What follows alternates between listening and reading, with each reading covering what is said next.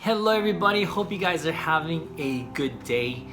Recently I've been getting a lot of messages from people who are going through depression, who have anxiety issues, and I thought it was about time to talk about my own experience with anxiety. This is not something that I normally share with people. Most of my friends know that I suffer some form of anxiety, but for people who haven't experienced it, it's very hard for them to understand. Before I myself experienced this, I had friends that were suffering from anxiety issues, and I could never understand it. I always thought that they overreacted, or it was just all in their head. Until one day, I myself had my first panic attack. So everything started with this one panic attack that I had one night. I remember it clearly. It was around 2:30 a.m. and I was in bed. I was just about to fall asleep and I had my first panic attack. I thought I was having a heart attack.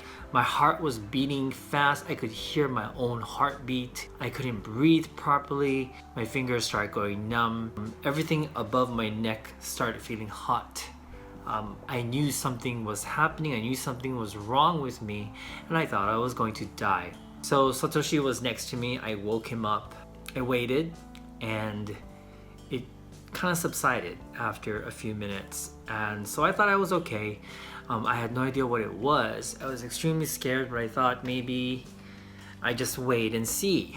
And then the next panic attack happened about a couple of weeks later, and that's when I definitely thought something was wrong with my heart. And so we called emergency. I went to the hospital. After some testing, the results came back saying that nothing was wrong with me. So we went back home, and after hearing from the doctors that nothing was wrong with me, I decided to not worry about it. I tried to be really, really positive about it. 3 days later, I had another panic attack, and this happened in bed. And because we went to a doctor and they said that nothing was wrong, Satoshi said that we should just wait it out and just calm down and things would get better. And of course it did.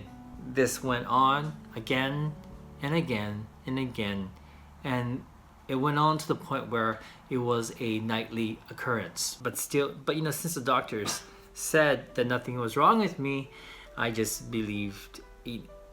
But since the doctor said nothing was wrong with me, I just believed that nothing was wrong with me, despite these nightly panic attacks. And then I had my first panic attack during the day. And then I started to get scared. I thought, okay, I'm having these panic attacks during the day now, so my body must be trying to tell me something. So this time I decided to go to the hospital again and to get a checkup, which I did. To make a long story short, I ended up going to 3 different hospitals, doing all sorts of checkups.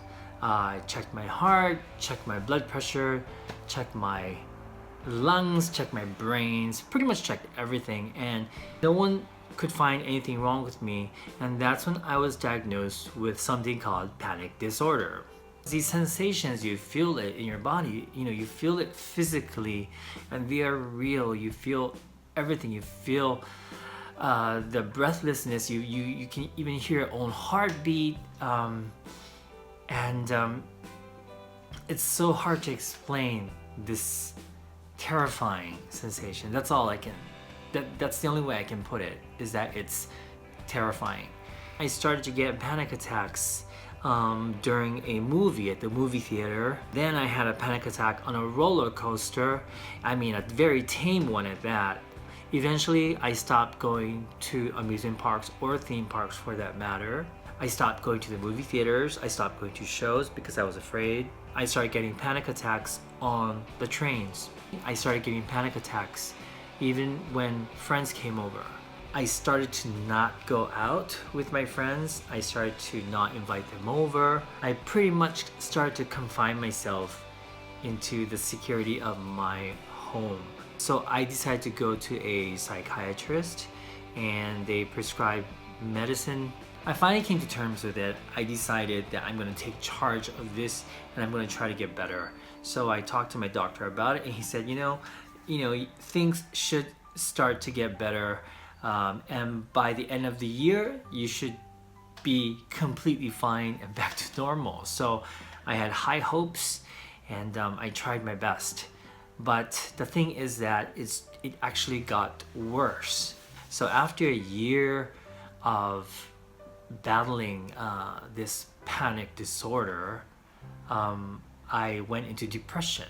I felt like it was something that was out of my control. It would just come out of nowhere, and it was hindering me from doing things that I used to love. I started to think, what's the use? What's the use of life if I can't do the things I love? Fortunately, I was strong enough to keep going and not slashing my wrists or anything. I decided, I'm gonna accept the fact that I won't be able to do stuff that I used to like, but I can be content and happy with what I have. I started to take short walks, just around the block, because that's as far as I could go. If I went more than 2 blocks, I'd start to feel, like I was suffocating. So I that's what I did, but I tried to be happy with that. Every time it was a beautiful day, I would thank the heavens for the beautiful day. When spring came around, I'll be grateful for the flowers blooming, just simple stuff like that. And every morning I just had to be grateful for being alive, and slowly but surely, I think I was starting to get better. It took a long time for me to get from there to here. Everything that I read and learned from the internet was that the only way to cure this thing, you just have to fight it head on. Every time I had an attack, I would try my best to make it go away, but the harder I tried, the harder it came, and the worse it became. So I decided, instead of fighting these terrible sensations, when they came, I decided to observe them, from a third person perspective. And I also sort of surrendered, if that makes any sense. I just figured, okay, first of all, I told myself I'm probably not gonna die, because it's been happening to me for 2-3 years and I'm still alive. So I just have to get through this attack, and then once it's gone, it's gone. So instead of fighting it, I thought, I'm just gonna face it. I'm just gonna welcome it. The sensations were the same, they were real, but maybe because I wasn't fighting it any longer, it wasn't as painful. I decided to step out of my comfort zone, and I started to walk 2 blocks instead of 1. Then it went to 3 blocks, 4 blocks, then it went to the next station. Then I started going further and further away from my apartment. I would still get these panic attacks. Sometimes I'd have to get off the train. Sometimes I have to take a taxi home, whatever. But I didn't want to give up. I didn't want to. And I think the hope that I was gonna beat this kept me going. I know it's very, very difficult, but it is manageable, I believe. And I still have days when it's difficult, more difficult than other days. When I went to Hong Kong, and I went on the plane by myself, I still had a slight panic attack before I went on the plane. Same thing when I came back. I actually thought maybe I should cancel the flight back because I wasn't feeling good that day, but I didn't. All I had to do was get from point A to point B.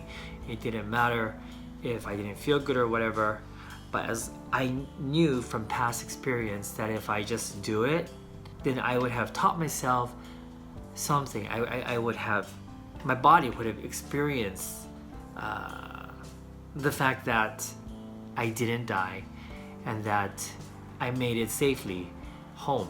I felt that it was important to make this video because there's so many people suffering from it. It's really, really painful for me to read your messages. Not saying that I don't like reading your messages, I really do. I feel so honored, that you guys are so open with me, and I love that about you guys, and I love the fact that I can engage with you guys on a personal level. But I also want to hopefully help you with what you're going through. But I guess I just wanted you guys to know that it's not the end of the world, and there is hope, and you just have to believe in yourself. You just have to believe in your ability to be able to conquer this stuff, this terrible thing. And we're in this together, you and I and everyone else, despite depression and panic disorder or anything else bad happening in your life. Life can be good. Lastly, the thing that prompted me to make this video, most of the time, actually, I have to say probably 99% of the time over on Tabi Eats, I'm super peppy and happy, and yes, I am a happy guy. Basically I am. I'm super optimistic and positive. And sometimes, yes, I'm really, really tired, but I don't show it to you guys over there because you guys don't need that. You guys, I feel that the world needs more happiness, the world needs more love, the world needs more laughter, and that's what I try to share with everybody over on the main channel, Tabi Eats.